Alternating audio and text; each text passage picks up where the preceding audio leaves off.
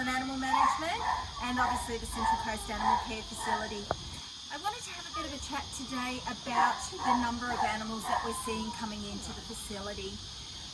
Just in the last 2 days, we've taken over 5 dogs and 16 cats, and all because they are homeless. We've got people living in tents, at camping grounds, showgrounds, just because they're so displaced, and as a result all their animals are displaced.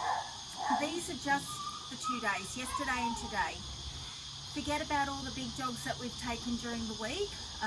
Dogs like Diesel also got dumped in the middle of a paddock because he had nowhere to go, so they just took him out of town and put him in a paddock. So we are seeing miles and miles of dumpings.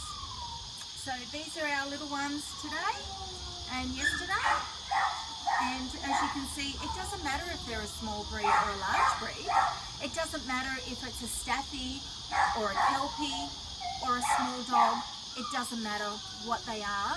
People are just really suffering with the homelessness of where they're having to move and they can't take their animals with them. And you know, just today the lady was crying, you know, and it's heartbreaking because you know that they love their animals. You can clearly see that these animals are well looked after, but there's so many places that are just saying no animals, and as a result there's nowhere for these animals to go. So we'll have a bit of a chat about what happened with Diesel.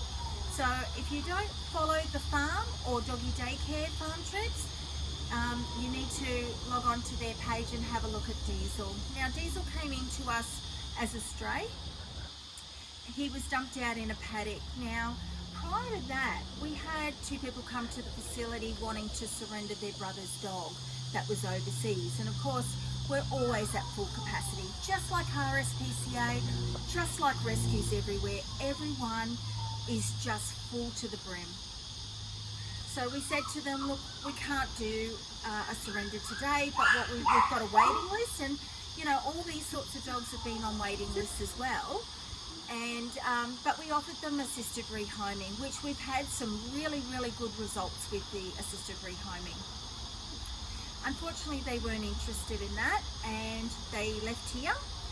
I then got very worried when Janine told me what had happened, and I ran out to try and catch them, and my gut feeling was correct. So they did go over to RSPCA. They were told the same thing. RSPCA have got 180 animals on their waiting list. We're pretty much close to that as well. When they got the same answer, they decided, okay, dog needs to go, and they took him out to the middle of nowhere and put him out there. The dog could have been hit by a car, bit by a snake, he could have been, you know, starved to death. Now this dog was already quite lean when he came in. Although his fur doesn't show how skinny he was, when you touched him, all you felt was bones. So, you know, he came in as a stray, and then it clicked to me it was the same dog that I had my concerns with. Now, we ended up taking Diesel as a surrender.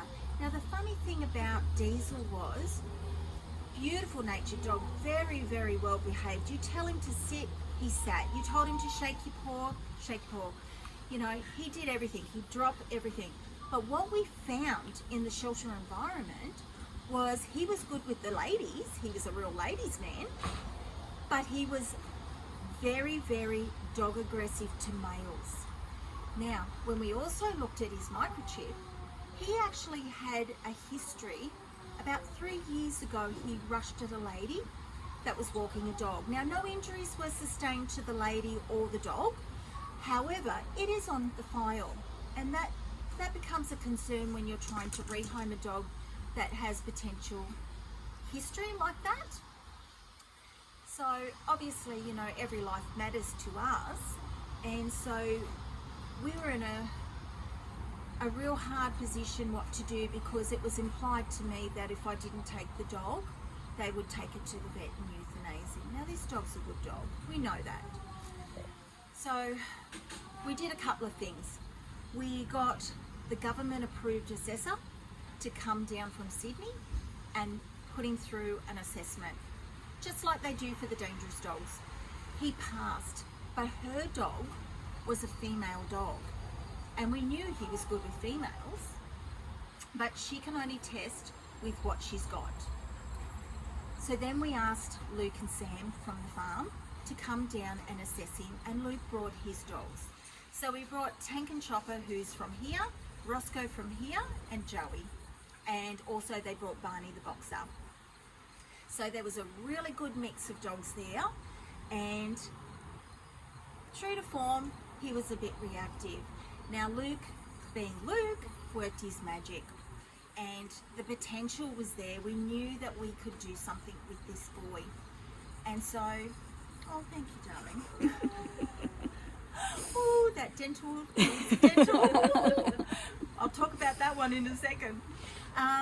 So Luke and Sam have graciously taken Diesel back to their farm, where he's going through rehab. Now, they've already had great success. He is free roaming with lots of male dogs. But in a shelter environment, sometimes it brings out the worst in them. But when you're at full capacity, sometimes you've got no choices. Facilities have to make some hard decisions. Thankfully, we've got a lot of resources, and we've got a lot of love and a lot of compassion, and we do everything we can for these animals. But sometimes things are taken out of our hands as well. So back to these little guys. What are we supposed to do? We are at full capacity, and the lady's situation's got worse. You know, they had to go. She also came in and she said to me, the only option I've got is to euthanize them, because she said, I've been everywhere. She has spent not just a couple of days, she's been ringing up for weeks, everywhere she can. Now, we said to the lady, how are they? Are they healthy? Are they good dogs? Everything like that. She said, yep, they're perfect, they're good health, everything like that. The dogs get here, go to give me their little kisses, I nearly pass out from the bad breath, which means they've got dental problems. So we had a look in their mouths, and let's see if this is, like, you can see that they've got some bad teeth that need some dentals. You guys open up their mouths, you can see, look at the teeth. Now that is quite painful, and you can't even see at the back what their teeth are like. Now these dogs, we're potentially looking around $1,200 for dentals with extractions, because some of those ones in the back, they have to be pulled out. And you know, this is the type of things that rescues would say, they're too expensive, we can't take them on. You can't rehome a dog with a dental for $1,500 and desex them and do all the vet work. But what's the alternative? They're going to be put down. So we're not going to let that happen, and so we took them in. What we are going to need to do is actually ask for some help, so we're going to do a bit of a fundraiser for them, so that we can get them into new homes and, you know, obviously fix their painful mouth, but new owners don't have to worry about that financial responsibility. So it's pretty dire out there with the homeless situation at the moment.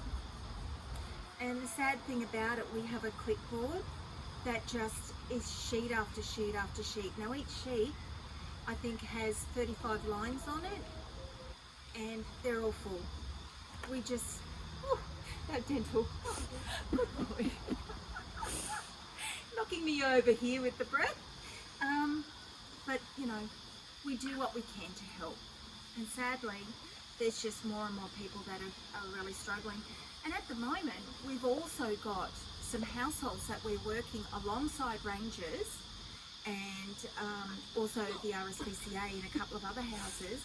They've got hoarding situations. Now, we've got around 16 kittens coming in today, and don't even want to know how many cats are at these houses. I'm talking about in excess of around 65 to 70 cats. So, you know, we're doing the best we can under trying circumstances.